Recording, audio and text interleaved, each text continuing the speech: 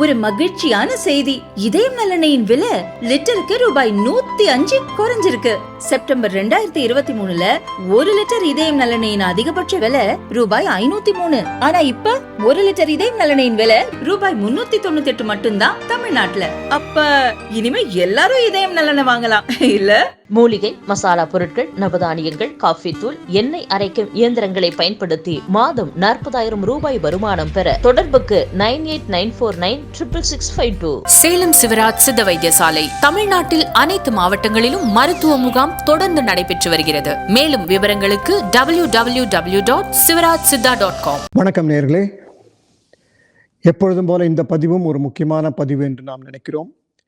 குறிப்பாக இளைய தலைமுறைக்கு இது ஒரு வழிகாட்டியாக இருக்கும் அப்படிங்கிறது நம்ம நினைக்கிறோம். இந்த பதிவில் ஒரு புதிர் ஒன்றை நான் உங்களுக்கு காண்பிக்க போகிறேன். இந்த புதிரில் உள்ள ரகசியத்தை நீங்கள் கண்டுபிடிச்சிட்டீங்கன்னா உலக வரலாற்றில் உங்களுடைய பெயர் இடம்பெறும். அது மட்டுமல்ல, உலகத்தில் 8 கோடி தமிழ் மக்களினுடைய ஆதரவையும் நீங்கள் பெறுவீர்கள். உங்களுடைய புகழ் உச்சத்துக்கு போகும். தமிழக அரசு பாராட்டுகளையும் பரிசுகளையும் கூட உங்களுக்கு கொடுக்கலாம். சிந்துவெளி நாகரிகம் ஆரியத்திற்கு முற்பட்டது, அங்கே பேசப்பட்டது திராவிட மொழியா இருக்கலாம்னு அவர் நூற்றாண்டுகளுக்கு முன்ன சொன்ன குரல் இன்னைக்கு வலுப்பெற்றிருக்கு. என்னதான் அங்க இல்லைன்னு கேட்கிற அளவுக்கு நன்கு கட்டமைக்கப்பட்ட வளர்ச்சி பெற்ற ஒரு நாகரிகம் சிந்துவெளியில் இருந்ததை அங்க கண்டெடுக்கப்பட்ட பல்வேறு அடையாளங்கள் காட்டுது. சிந்துவெளியில காளைகள் தான் இருந்துச்சு, இது திராவிட சின்னம். சிந்துவெளியில இருந்து இன்றைய அலங்காநல்லூர் வரை காளைகள் இருக்கு. பழந்தமிழ் இலக்கியங்கள்ல ஏறு தவிழுதல் நிகழ்ந்ததற்கான சான்றுகள் இருக்கு. அப்படி இன்னொரு பக்கம் பார்த்தோம்னா குதிரை முத்திரை சிந்துவெளியில இல்ல, வேத இலக்கியங்கள்ல பெருநகரங்களும் இல்ல, தாய் தெய்வ வழிபாடும் இல்ல. ஆனா இந்த ரெண்டும் சிந்துவெளியில இருக்கு, கீழடியிலும் இருக்கு. இதையெல்லாம் வச்சுதான் சங்ககால தமிழர்களின் மூதாதையர் இருந்த இடம்தான் சிந்துவெளின்னு நிறுவப்பட்டிருக்கு. சிந்துவெளி புதிருக்கான உரிய விடையை கண்டுபிடிச்சு வெளிக்கொணரும் நபர்கள் அல்லது அமைப்புக்கு $1 மில்லியன் அமெரிக்க டாலர் பரிசாக வழங்கப்படும் என்ற முத்தான முதல் அறிவிப்பு. அந்த அளவு முக்கியமான இந்த புதிரை நீங்க விடுவிக்கணும். அது என்ன ரகசியத்தை கண்டுபிடிச்சு நீங்க சொல்லணும். அதுதான் இப்படி சொன்னோன்னா நிறைய பேருக்கு எக்ஸைட்டிங்கா இருப்பாங்க. நிச்சயமா அந்த புதிர் என்னன்னு நீங்க பார்க்கணும்னு ஆசைப்படுவீங்க. விஷுவல்ல இப்ப நான் அந்த புதிர்களை இப்ப நான் போட்டு காமிக்கிறேன். தயவு செஞ்சு இதை கூர்ந்து பாருங்கள். நான் லுக் அட் தி வீடியோ.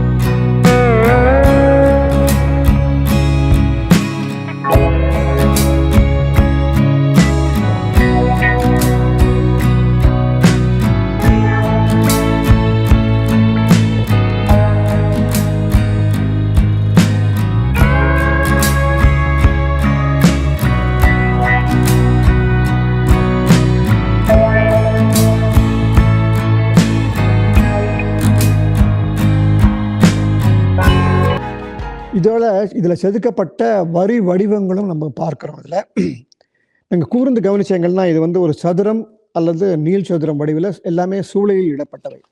இதில் என்னென்ன இருக்குங்கிறத இப்போ பார்த்துருவோம். நீங்கள் கூர்ந்து பார்த்தீங்கன்னா அதில் மனித முகம் கொண்ட விலங்குகள், ஒற்றை கொம்பன் அதாவது யூனிகான்னு சொல்லுவாங்களே அது, கொம்பு குதிரை, எருது, புலி, யானை, காண்டாமிருகம், காட்டு செம்மறி, இந்த மாதிரியான மிருகங்கள்லாம் இருக்கும். அது கூட தாவரங்களும் இந்த சீலில் இருக்கிறது. இது தவிர பல குறியீடுகளும் நீங்கள் பார்க்கலாம். ஒரு சீலில் நீங்கள் விஷுவலில் பார்க்கும்போது இதில் நிறைய குறியீடுகள் இருக்கும். இந்த குறியீடுகள் 4500 ஆண்டுகளுக்கு முன் மக்களால் பேசப்பட்ட தமிழ் மொழிக்கான வரிவடிவங்களாக இருக்க வேண்டும் என்று இப்பொழுது அனுமானிக்கப்படுகிறது. அதாவது இந்த வரி வடிவங்கள் எல்லாமே தமிழுக்கு உரியவை என்று இப்போ ஆராய்ச்சியின் முடிவில் ஓரளவு அனுமானிக்கப்படுகிறது. விஷுவலை பார்த்து முடிச்சிட்டிங்களா? இப்போ நம்ம என்ன செய்ய வேண்டியது என்றால், இந்த சிந்து சமவெளி நாகரிகத்தின் முத்திரையில், இந்த அச்சுகளில் செதுக்கப்பட்ட வரி வடிவங்கள் எந்த மொழியை சார்ந்தவை என்று நம்ம கண்டுபிடிக்க வேண்டும். கிட்டத்தட்ட தமிழ் மொழிதான் இது என்று ஓரளவு அனுமானிக்கப்படுகிறது. இப்போ நம்மளுடைய ஆராய்ச்சி செய்து இதை கண்டுபிடித்து விட்டோமானால் உலக வரலாற்றில் நம்முடைய பெயர் இடம்பெறும்.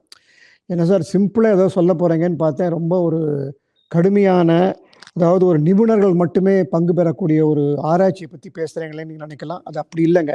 கடந்த 60 ஆண்டுகளாக 100க்கும் அதிகமானவர் தமிழ்நாட்டிலிருந்து இந்த ஆராய்ச்சி செய்து வருகிறார்கள். ஆனால் அவங்களால ஒரு முடிவுக்கு வர முடியவில்லை. இதுக்கு வந்து எக்ஸ்பர்ட்ஸ் தான் தேவைங்கிற அவசியம் இல்லை. இதுக்கு முக்கியமாக தேவை தமிழ் பற்று, தவிர தமிழ் மொழி நன்றாக தெரிய வேண்டும், தமிழ் இலக்கணம் ஓரளவு தெரிஞ்சிருக்கணும். அது தவிர முக்கியமாக இப்போ நம்ம வந்து கம்ப்யூட்டர் நாலேஜ் இதுக்கு தேவை. இதுதான் இப்போ ரீசன்ட் ட்ரெண்ட். இது கணினியுடைய அடிப்படையான சில ஃபார்முலாஸ் நமக்கு தெரிய வேண்டும். அப்புறம் அவுட் ஆஃப் பாக்ஸ் திங்க் பண்ணணும். அதாவது நமக்கு அவுட் ஆஃப் பாக்ஸ் என்றால் நடைமுறைக்கு சாத்தியமில்லாத வேற ஒரு திங்கிங்கோடு அதை நம்ம அணுக வேண்டும். இவ்வாறு நம்ம செய்தோமானால் நிச்சயமாக இந்த விடுகதைக்கு, இந்த புதிருக்கு நாம் பதில் கொண்டு விட முடியும். ஆகவே நம்ம எல்லாருமே இதில் சேர்ந்து பணியாற்றி வரலாற்றுக்கு ஒரு பெரிய ஒரு முக்கியத்துவத்தை நம்ம கொடுக்க வேண்டும். இப்போ அது அடிப்படையான சில உண்மைகளை என்னங்கிறத நம்ம பார்க்கலாம். வரலாற்று உண்மைகளை நம்ம இப்பொழுது பார்க்கலாம். சுமார் 100 ஆண்டுகளுக்கு முன்பாக சிந்து சமவெளி நாகரிகம் என்று சொல்லக்கூடிய மஹேஞ்சதாரோ ஹரப்பா பற்றி நம்ம அடிக்கடி பேசியிருக்கோம். சிந்து நதிக்கரையில் கண்டுபிடிக்கப்பட்ட மிக முக்கியமான நாகரிகங்கள்.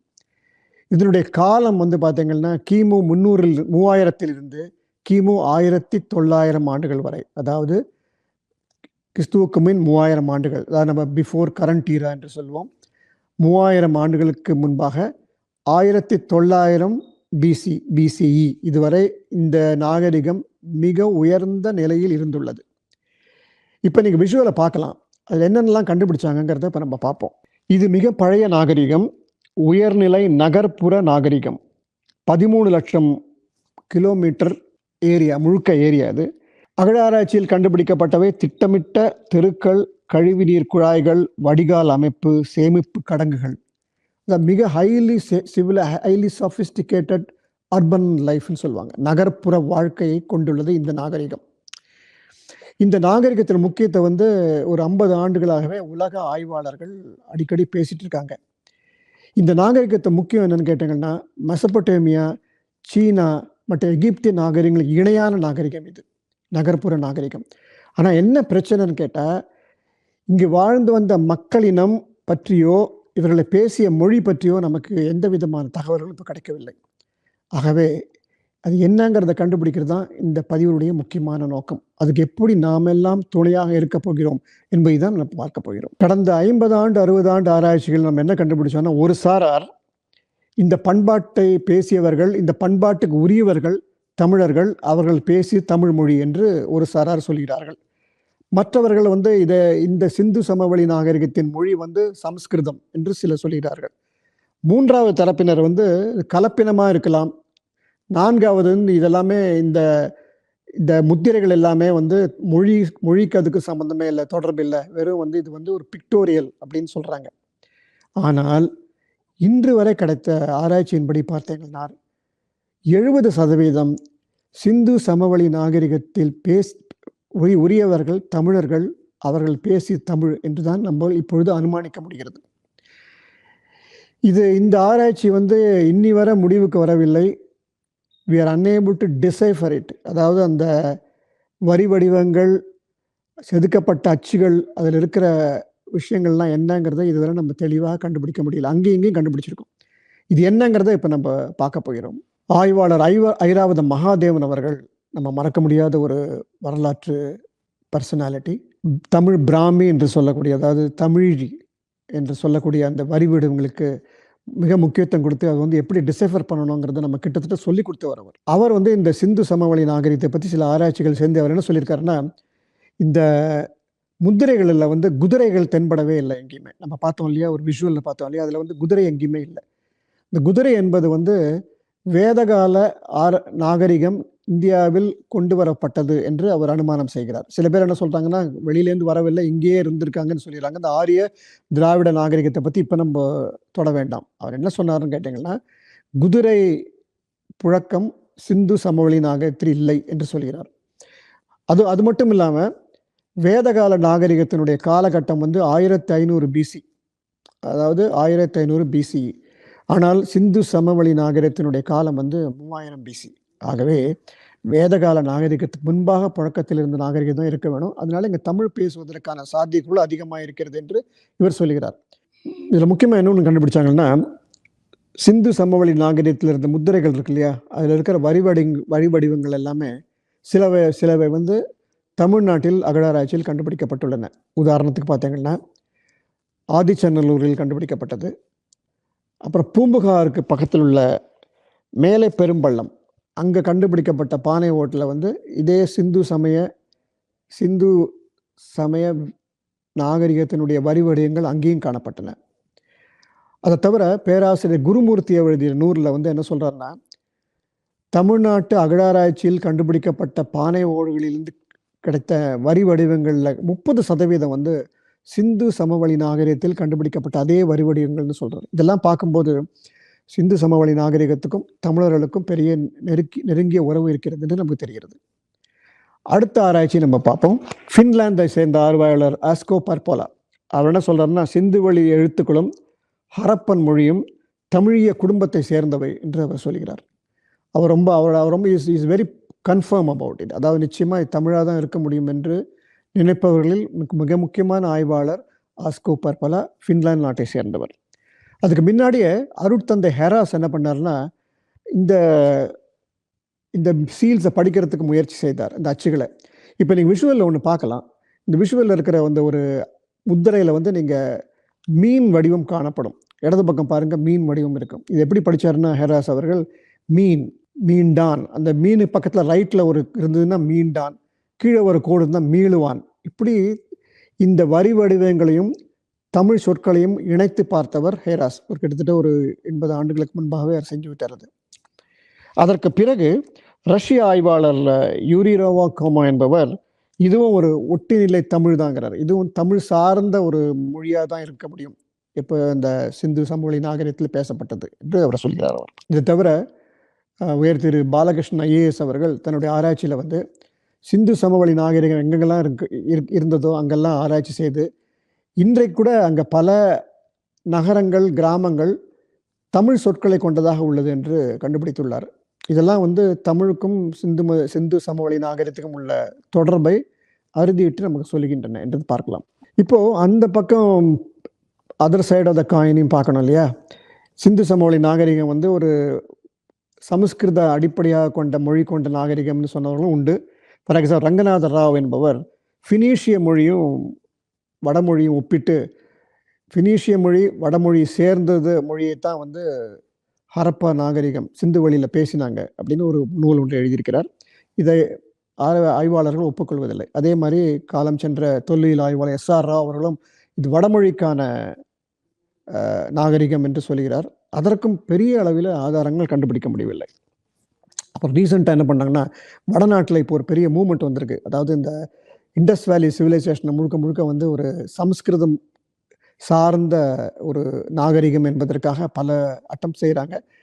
ஒன் ஆஃப் தம் என்னன்னு கேட்டிங்கன்னா, கம்ப்யூட்டர் கிராஃபிக்ஸில் வந்து குதிரையை வந்து அந்த ஒரிஜினல் முத்திரைகளில் ஃபிக்ஸ் பண்ணிவிட்டு அதை வந்து ஒரு குதிரை வடிவம் வந்து ஏற்கனவே அங்கே இருந்தது என்று ஒரு ஆராய்ச்சி கட்டுரை எழுதி அதை எக்ஸ்போஸ் ஆகிட்டு இப்போ உலக நாடு ஆராய்ச்சியாளர்கள் இது வந்து பொய் என்று சொல்லிவிட்டார்கள். எதுக்கு இதெல்லாம் சொல்லுகிறேன் என்றால், இப்போ வந்து வடநாட்டில் இது ஒரு ஹாட் டாபிக். இது ஏன்னா அந்த மொஹஞ்சதாரோ, ஹரப்பா, சிந்து சமவெளி நாகரிகம் வடமொழியை சார்ந்தது, வடமொழிக்கு உரியது என்று பலர் அதை ஒர்க் பண்ணிட்டு இருக்காங்க. ஆனால் சக்ஸஸ்ஃபுல்லாக அவங்களால அதை சொல்ல முடியல. ஏன்னா 70% நீங்கள் இதுவரை நடைபெற்ற ஆராய்ச்சி பார்க்கும்பொழுது தமிழ் சார்ந்ததாக இருக்க வேண்டும் என்றுதான் நமக்கு இப்போ தெரிய வருகிறது. இத்தனை ஆண்டுகள் ஆய்வாளர்கள், அப்புறம் பொது ஜனங்கள், அதாவது சாதாரணமாக தமிழ் தெரிஞ்ச எத்தனையோ என் நண்பர்கள் எல்லாமே இந்த ஆராய்ச்சி செய்து வருகிறார்கள்.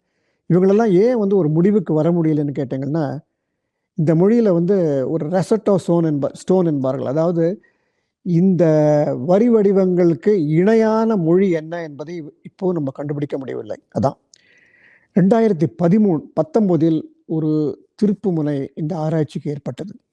இதை செய்தவர் அமெரிக்காவில் MIT ஆராய்ச்சி மாணவர் லியோ என்ற ஒரு சீன மாணவர். ஒரு படத்தை நீங்கள் ஃபோட்டோவில் பார்க்கலாம். அவருக்கெல்லாம் நம்ம ரொம்ப நன்றி சொல்ல வேணும். ஏன்னா கணினி வழியாக மெஷின் லேர்னிங் முறையில் வந்து அல்கரிதம் ஒன்றை அவர் உருவாக்கினார். அந்த மெஷின் லேர்னிங் வந்து இப்போது லேட்டஸ்ட் டெக்னாலஜி, கம்ப்யூட்டர் படித்தவங்க எல்லாருக்குமே தெரியும். அது இந்த ப்ரோக்ராமை பயன்படுத்தி ஒரு தெரிந்த மொழியிலிருந்து தெரியாத மொழியை கண்டுபிடிக்க முடியும் என்று அவர் ஒரு அனுமானம், ஒரு ரிசர்ச் பேப்பர் பண்ணார்.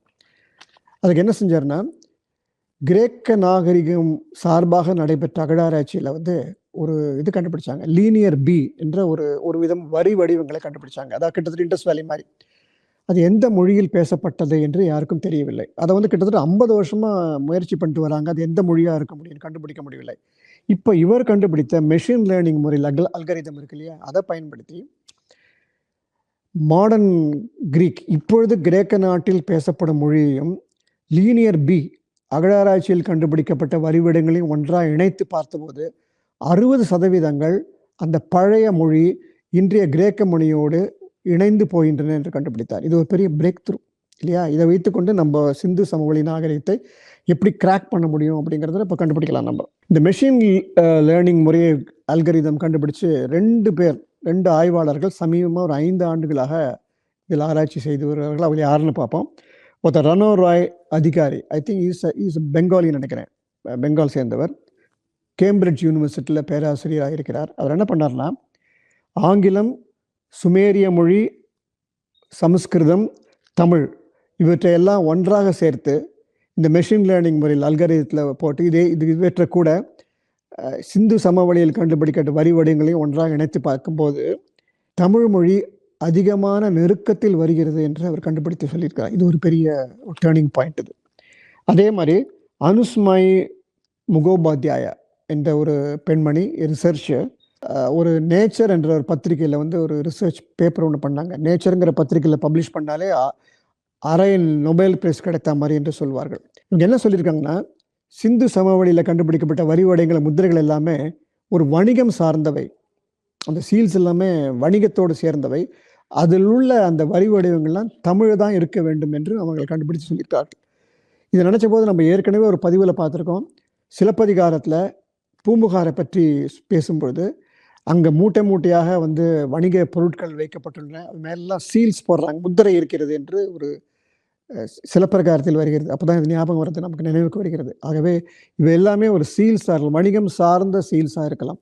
இதை தான் டாக்டர் கல்யாண்ராமன் அவர்களும், அதாவது சரஸ்வதி நதியை பற்றி பிரபலமான ஆராய்ச்சி செய்து வரும் கல்யாண்ராமன் அவர்களும் இதை தான் சொல்கிறார். ஸோ இது வந்து ஒரு சீல்ஸ், வணிகம் சார்ந்த சீல். பல பதிவுகள் நம்ம சொல்லியிருக்கோம். தமிழர்கள் உலகமெங்கும் பயணம் செய்து வணிகத்தில் முன்னோடியாக இருந்தார்கள் 2000 ஆண்டுகளுக்கு முன்பாகன்னு சொல்லிட்டு. ஆகவே இது வந்து இந்த முழுக்க இது வந்து வணிகம் சார்ந்ததாகவும் இருக்கலாம் அப்படிங்கிறது இப்போ அனுமானிக்கப்படுகிறது. இப்போ இதில் நம்மளுடைய பங்கு என்ன அப்படின்னு நம்ம பார்க்கணும். இதில் வந்து இந்த ஒவ்வொரு முத்திரையிலையும் ஒவ்வொரு கதைகள் இருக்கின்றன. இப்போ நீங்கள் விஷுவலில் நீங்கள் ஒன்று பாருங்கள், ரொம்ப இன்ட்ரெஸ்டிங்காக ஒன்று காமிக்கிறேன். இதில் முருக வழிபாடு உள்ளது என்று ஒரு ஆய்வாளர் சொல்கிறார். இந்த விஷுவலை நீங்கள் பார்க்கலாம். அதாவது 6 படை வீடு அதெல்லாம் இருக்குன்னு சொல்லிட்டு அவருடைய ஆராய்ச்சி முடிவு. இன்னொரு பதிவில் வந்து ஆலமரம் இருக்கிறது, தனியாகவே ஆலமரம் இருக்கிறது, விஷுவலில் பார்க்கலாம்.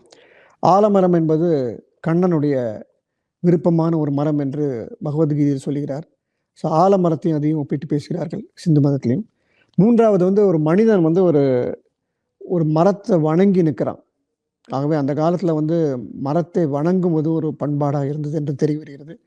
அப்புறம் முக்கியமான ஒரு அச்சு என்னன்னு கேட்டிங்கன்னா, படத்தில் பாருங்கள், ஒருவர் யோக நிலையில் உட்கார்ந்திருப்பார், அவரை பசுபதி என்று கூப்பிடுகிறார், சிவபெருமான் என்று சில பேர் சொல்கிறார்கள். இதெல்லாம் எதுவுமே வந்து ஆராய்ச்சியில் நிரூபணம் ஆகாத விஷயங்கள், எல்லாமே அனுமானங்கள் தான். ஆகவே இந்த ஆராய்ச்சியில் நாம் எல்லாமே ஈடுபடக்கூடிய காலகட்டம் வந்துடுதுன்னு நினைக்கிறேன். முன்னாடி சொன்ன மாதிரி தமிழ்நாட்டை பொறுத்தவரையில் 30 பேரில் ஒருவர் வந்து கணினி பயிற்சி பெற்றவர்.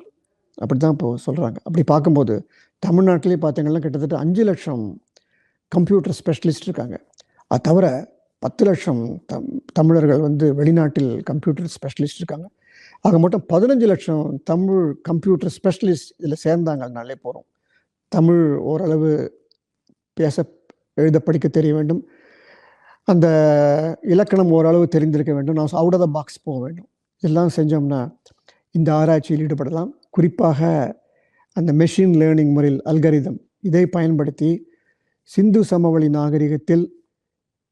நாகரிகம் யாருக்கு உரியது, அங்கு வாழ்ந்த மக்கள் யார், பேசிய மொழி என்ன என்று நாம் கண்டுபிடிக்கிறதுக்கான சான்சஸ் நிறைய சாத்தியக்கூறுகள் இப்போ வந்து விட்டது.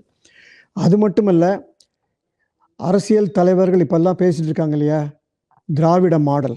அந்த திராவிட மாடலுக்கு அடித்தளமே இதுதான்.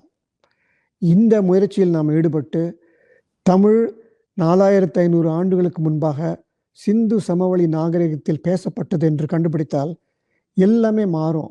உலக வரலாறு மாறும். பண்டைய இந்திய வரலாற்றை முழுக்க நம்ம மாற்றி அமைக்க வேண்டும். அதற்கு நாமெல்லாம் துணை போக வேண்டும். இதற்கான தருணம் இப்போ வந்துவிட்டது. இன்னொரு விஷயம் சொல்கிறேன் பாருங்களேன். ஒரு வாரத்துக்கு ஒரு சராசரி இந்தியன் 15 மணி நேரம் வந்து சோஷியல் மீடியாக்காக செலவழிக்கிறாங்க. அதாவது மொபைலில் சோஷியல் மீடியாவை பார்ப்பதற்காக ஒரு வாரத்துக்கு 12லேருந்து 15 மணி நேரம் செலவழிக்கிறாங்க. இன்னும் கூடுதலாக 1 மணி நேரம் இதுக்காக நம்ம செலவழித்து இந்த ஆராய்ச்சியில் ஈடுபட்டு ஒரு பெரிய திருப்பு முறையை உண்டு பண்ணுவது நம்மளுடைய கடமை அல்லவா? இதை நம்ம செய்யணும் இல்லையா? ஆகவே நேயர்களே, இந்த பதிவில் நானும் உங்களோட சேர்றேன்.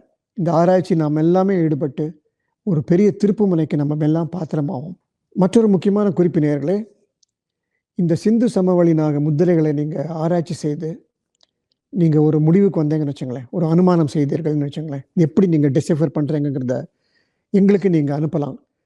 எந்த முத்திரையை நீங்கள் பார்த்து இது எப்படி கண்டுபிடிச்சீர்கள், அந்த முத்திரையுடைய ஃபோட்டோ, உங்களுடைய எப்படி நீங்கள் கண்டுபிடிச்சீங்களுடைய விளக்கம், இவற்றெல்லாம் நீங்கள் வீடியோவில் அமைச்சிங்கன்னா கிட்டத்தட்ட 15-20 பேர் ஒன்றாக சேர்ந்தாங்களே, 15 ஒப்பீனியன் வந்து வச்சுங்களேன், எல்லாம் ஒன்றாக சேர்த்து சாணக்கியா டிவியில் இதை நம்ம நிச்சயமாக போடலாம். போடும்போது மற்றவர்களுக்கும் இது ஒரு விழிப்புணர்ச்சி வரும், ஒரு இன்ஸ்பிரேஷன் வரும் என்றார். மீண்டும் சந்திப்போம் நேயர்களே, வணக்கம்.